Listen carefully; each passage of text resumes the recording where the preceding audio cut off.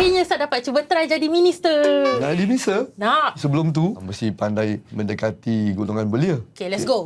Hai, saya ada buat video untuk tunjuk awak berdua. Sila enjoy.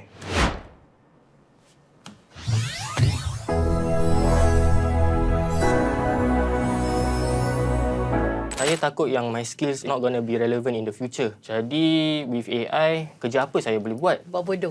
Buat bodoh? Mana boleh buat bodoh?